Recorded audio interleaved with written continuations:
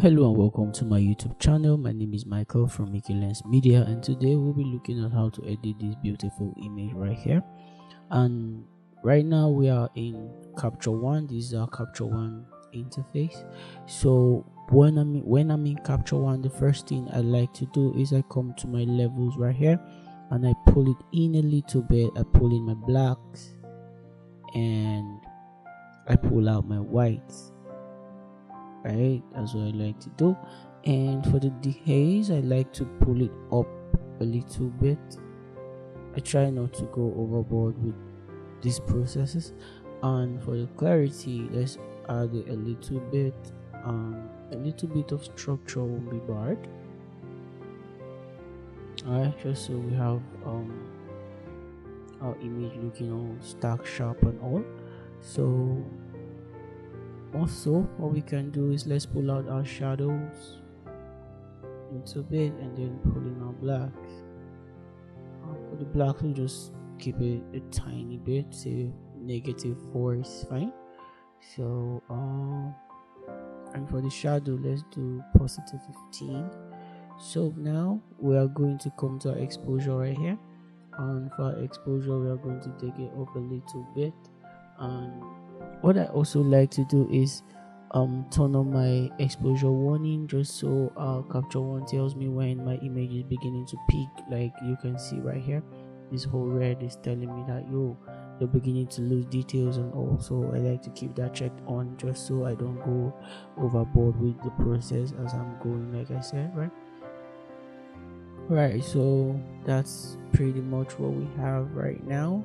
The next thing I like to do is I like to come to my color right here, and I'll come to my skin tone, and I'll come to this eyedropper tool right here, and I'll probably just click on the part of the skin where I want my image to retain more. So I'll come to a little bit of the lighter part, and I'll try to unify the rest part of the skin to that, right? So I'll take up the hue a little bit and the saturation as well. For the lighten or the lightness, see if you go all the way, see how it looks like, right? It's trying to blend in all the colors, but then we don't want the contours and all of those other details to be lost, so we try to keep it in a position where we feel like it's fair enough, even though the details of the contour and all for this image is looking pretty detailed. For some makeup artists, they don't make it that obvious, so we're trying to watch for all of that, and we don't want to edit somebody's picture and it looks so flat and one colored everywhere, right? So we're trying to avoid all of that. So for the most part, that's what we'll be doing.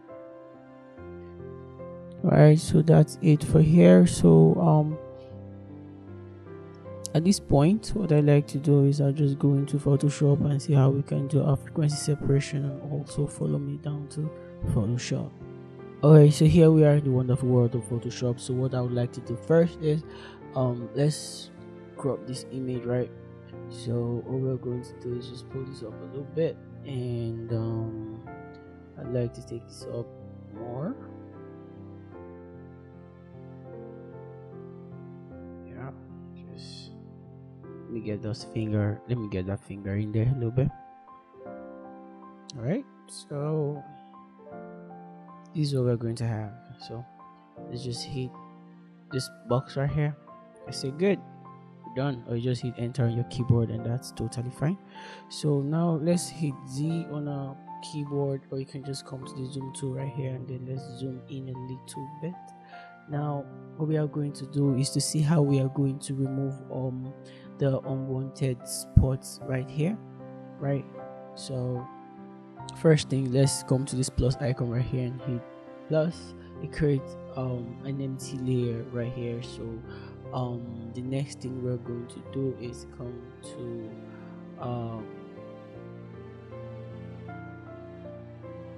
now this spot healing brush tool, the healing brush tool, and the patch tool. What we are going to be using basically to remove blemishes. So what we are going to be using will be our spot healing brush tool. So for that, we are just going to click on it, and Photoshop is going to help us sample it. I think the Photoshop AI actually does a great job with this. So we just go to the part where we want to take care of, and then we just left click on it. There are different ways of doing this. Basically, you can use the clone stamp tool, or um the healing brush tool, and however works for you basically is totally fine, right? So let's take this flower out of her lip. Yeah, so let's do that. But for this other one, I think we're going to leave it. It just creates like some art kind of feel to it, so it's totally fine, right?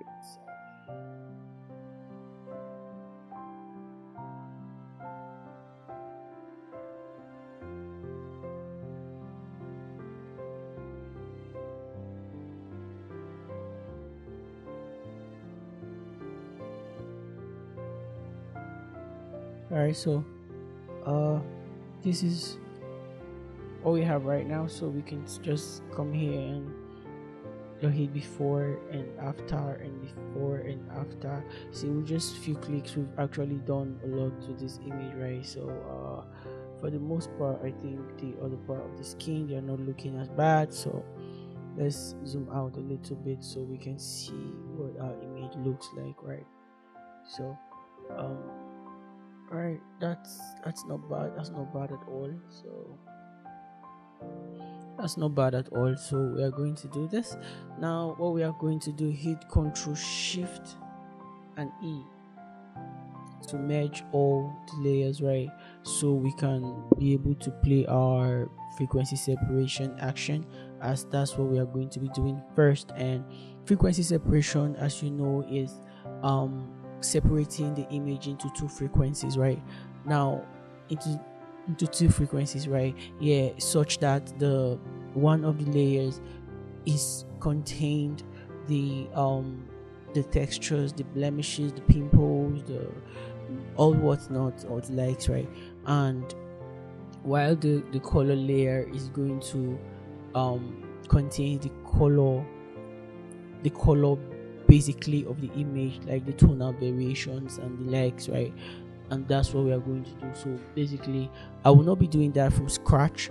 I'll just play my frequency separation action here. There are tons of videos that shows how to do it, and then there is another video of mine that says how I do my frequency separation, so you can see the steps there. I think I'll just link it on the description below. So right now for the radius, probably going to take like say 10 for the most part works for me, right? Well, I'll just go ahead and type it in. All right, so I'll just hit OK. All right, so basically we have the high layer, which contains our texture, and we have the low layer, which contains our colors. So when I turn that off, you see it's just remaining the textures, right? And if I turn that back on, you see it makes the image complete. And if I turn this back off, just see the image is all blurry, no texture or nothing, right? So let's turn that back on. So right now we are going to be working on a low layer copy, which we have just made and then clipped it to the low layer, just so when we make mistakes we can easily just delete that and reduplicate it, right? So that's that, by the way. So I think I'll do a more detailed video on that one much later, but for now let's work with our frequency separation, right, action, right? All right, so more so for the frequency separation, we are going to be using our mixer brush tool. Right now, when you hold on this, so you right click on it, you're going to get this whole we have the paint brush tool, which is just the normal brush tool. We have the mixer brush tool. So for this, we are going to be using our mixer brush tool. So for our mixer brush tool, we want to be sure that this check like button here is this check is right here. Just it tells Photoshop to clean the brush after every stroke, and we are going to set our settings to say custom, right? And our wet will be at 30, our load will be at 20, our mix will be at 40, our flow will be at 25, and our smoothing will be at 3%, right? Now all we are going to do is try to see how we can paint in we can paint this in circular motions, just so I like to do circular motions just so different light comes from different light follows come from different part of different photograph, right? And for the most part, when you go in circular motions, there's a way it just help blend in everything depending on where the light is coming from. So I don't have to bother so much about where my light is coming from or where it's not hitting or all of that. So once I go in circular motion, it helps me take care of all of that. And please guys, you want to be gentle and thorough with this process, because it goes a long way to see how nice and how not nice your image is going to be, if there's any word like that. But I think you get the drill, guys. I think you get the drill. So uh just take your time with the process. There's no rush. Just keep practicing and practicing. You surely get there, right? Now with these few clicks that we've done, let's go to our before and after. You can see for every part we had little patches, right? Now these have helped to smoothen it out, and that's the beautiful thing about frequency separation. I actually love it so much. I literally don't do any whatever picture I'm working on, I definitely will do my frequency separation, right? Even if I don't want to go like to the high end part of the retouching, there's a way the part of me keeps calling and say, hey, you just gotta do this, and that's it really. So like I said, just take your time with the process. Increase or decrease your brush size when necessary, so you don't have to work on smaller parts of the face with all large brush, because you're only going to what do you call it, you're only going to make the image flat, and that's not what we want. We really want to have this beautiful three-dimensional look to the image, which the camera have really done justice to make our image look the way it is, right? So basically let's do that. So I might have to forward this video a little bit, because this might take a little while, so pardon me. I'll just rush up the video a little bit, and then I'll just fast forward a little bit, but then I'll let you see how the process is coming on, right? That's it.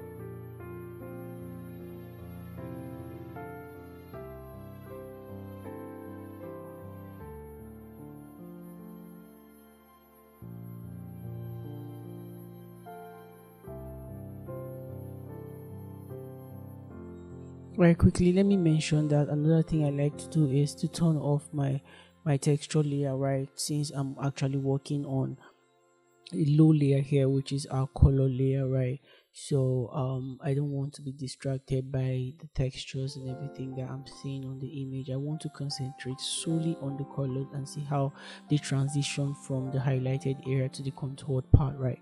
So I want to have that smooth transition, so when I'm only seeing the colors, I can actually see how they are being transitioned, and if I need to mix more on that part, then I would definitely go in and do it, and if I don't have to, then I'll just leave it like that. So basically that's another tip I use, just so I am well concentrated to what I want to do at the moment, so I don't get carried away by different other things, right?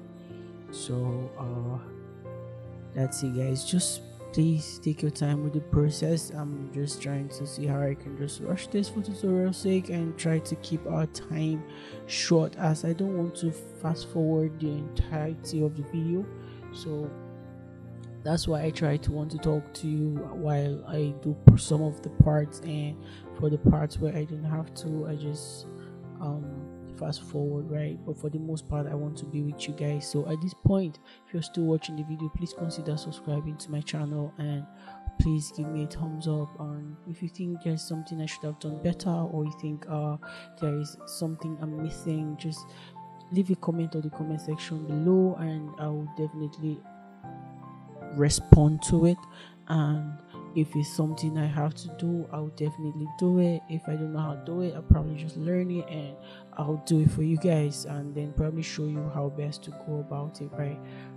For the best part, this is like my workflow. So if there's anything you think you can share, it's totally fine. You learn from me, I learn from you, it's totally fine. So right, so these are before and these are after, these are before and these are after. So we've really done a lot to this image, right? So let's see how we can move further, right? So we don't just waste our time all along, just do it when if you're going to separation, as there's other things to talk about in this particular video, like dodging and burning, right? So right,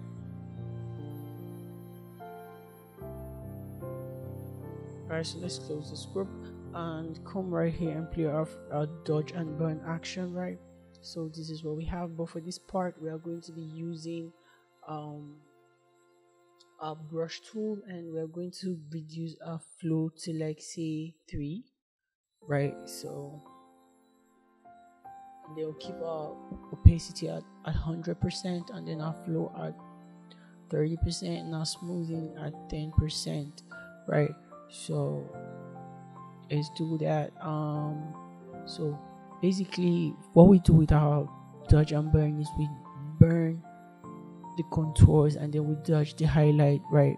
So it's like in makeup artistry, how do you say contouring and highlighting, right? So we dodge the highlight and then we burn the contours, right? So for the parts we are going to be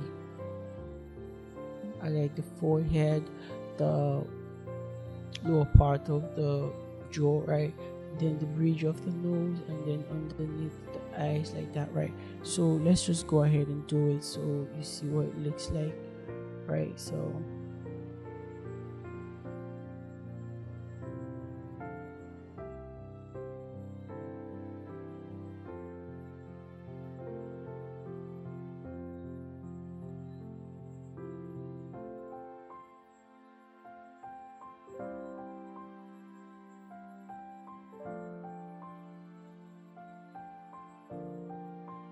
alright, so we're going to highlight this part a little bit so it feels a little bit more shinier, right? So that's it. Okay, I like to throw a little bit of shine to the lips too. So this is before the highlight and this is after the highlight, right? What I thought I like to do, I like to hold Alt on my keyboard and then I just click on the mask here just to load in the mask and then see everything I've actually painted into the face, right?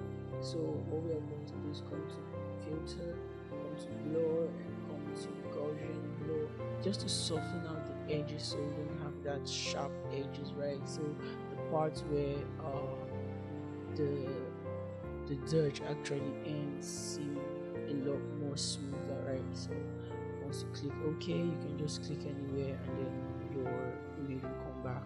So this is before and this is after, right? So now let's go to our burn. Let's go to our burn layer. So when we come to our burn layer, right, for the most part I don't think I really need to burn a lot of this image because I think we have the makeup artists do a great job with the highlighting and the contouring, right? So just go just tiny bit, just tiny bit, just tiny bit. Yeah, you don't want to do too much, right? So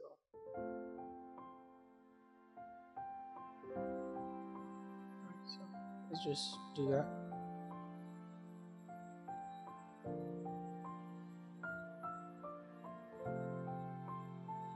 Right, so alright, so this is before and after. This before dodge and burn, this after dodge and burn. You can tell that the image is actually speaking to us more, and that's the point. So at this point we are going to go into our color grading of this image, and for our color grading we are going to start with our levels adjustment. I like to do that a lot, so I come to my levels and then pull it in a little bit just to add a little bit more contrast to the image, right? I pull in my whites, right? So now I'll come to my color balance right here, and for the color balance I'm going to throw in just a tiny bit of yellow into the image, considering the fact that she is a light skin model, right? So, and I'm going to throw in a little bit of cyan to the image too. So we say -4 is fine. So before I proceed, let's clean her eyes a little bit. For that I use black and white adjustment layers. So I'm going to take up my red just so it's a lot more brighter. So I'm going to hit Ctrl I on my keyboard to invert it. So once that is done, I'm going to take up my flow this time to say 30%. For that's the brush tool, don't forget this brush tool right here. So now we're going to paint this into the image, right? So it seems a lot whiter, right? So that's the point. So for the teeth, in as much as it's in between her lip, we just want to get it to pop out just a tiny chunk, right? Alright, so this is beautiful. I like that. So let's see, these are before and these are after. I think we've really done a lot in this image right now. So let's just put our adjustment layers in a group. Let's hit Ctrl G. Alright, so let's name this adjustment. Yeah, okay, let's rename our F, let's capitalize it, FS, as if to say frequency separation, right?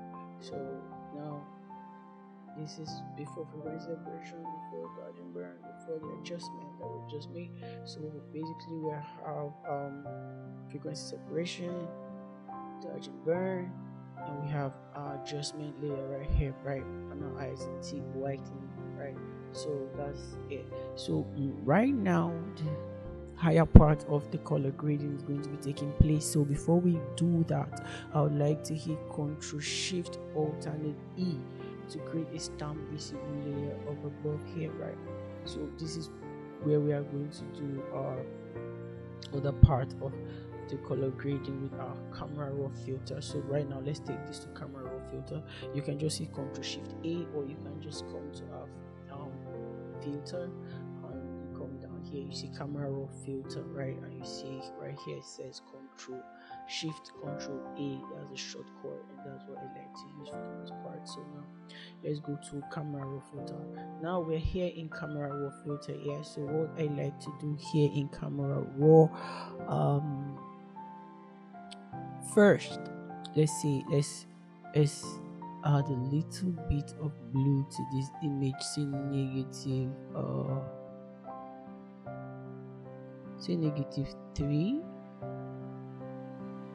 All right, so let's do -4. It's fine, so I'll leave it there.